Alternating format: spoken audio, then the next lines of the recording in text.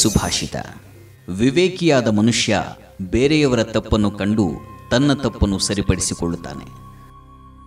ಸ್ವಾಮಿ ವಿವೇಕಾನಂದ.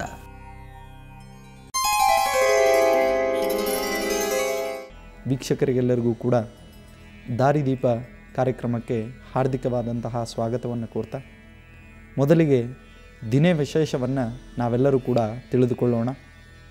ನಾವೆಲ್ಲರೂ ಕೂಡ ದುರ್ಮುಖನಾಮ ಸಂವತ್ಸರದ ಉತ್ತರಾಯಣ, ಶಿಶಿರ ಋತು, ಮಾಘ ಮಾಸ, ಶುಕ್ಲ ಪಕ್ಷ, ಏಕಾದಶಿ, ಮೃಗಶಿರ ನಕ್ಷತ್ರ ಈ ವಿಶಿಷ್ಟವಾಗಿರತಕ್ಕಂತಹ ದಿನದಲ್ಲಿ ನಾವು ಇದ್ದೇವೆ.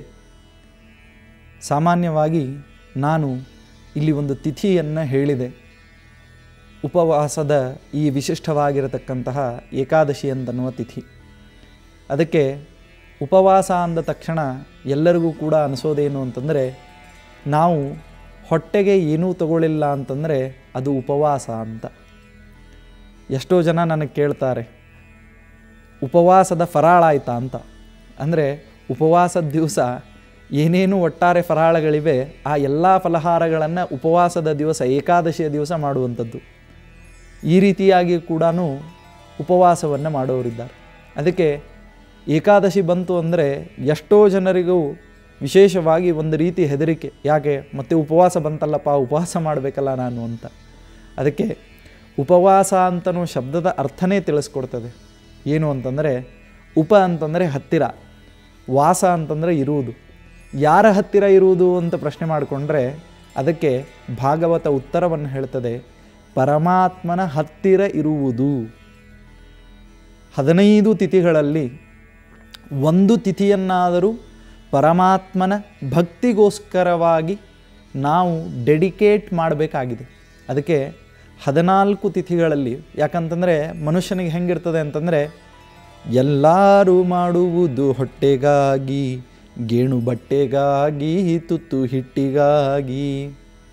ನಾವು ಪ್ರತಿಯೊಂದು ದಿವಸವೂ ಕೂಡ ಶ್ರಮವನ್ನು ಪಡ್ತೇವೆ.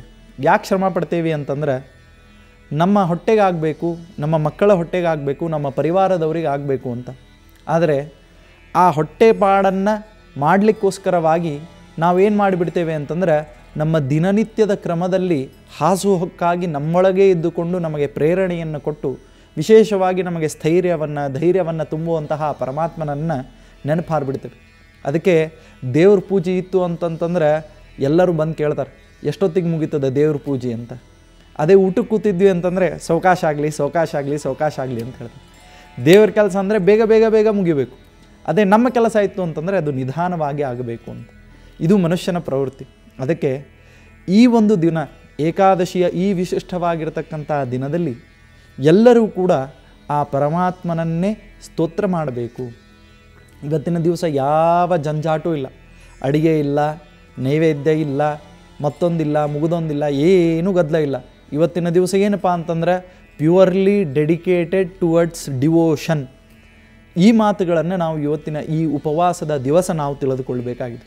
ಅದಕ್ಕೆ ಉಪವಾಸ ಅಂತಂದರೆ ಹೊಟ್ಟೆಗೇನು ತೆಗೆದುಕೊಳ್ಳೋದು ಅಥವಾ ತೆಗೆದುಕೊಳ್ಳದೇ ಇರೋದು ಅಂತನೋ ಅರ್ಥ ಅಲ್ಲ, ಕಿಂತು ಪರಮಾತ್ಮನ ಸಾಮೀಪ್ಯದಲ್ಲಿ ಇರೋದು. ಹಾಗಿದ್ರೆ ಮತ್ತು ಉಪವಾಸ ಯಾಕೆ ಮಾಡಬೇಕು?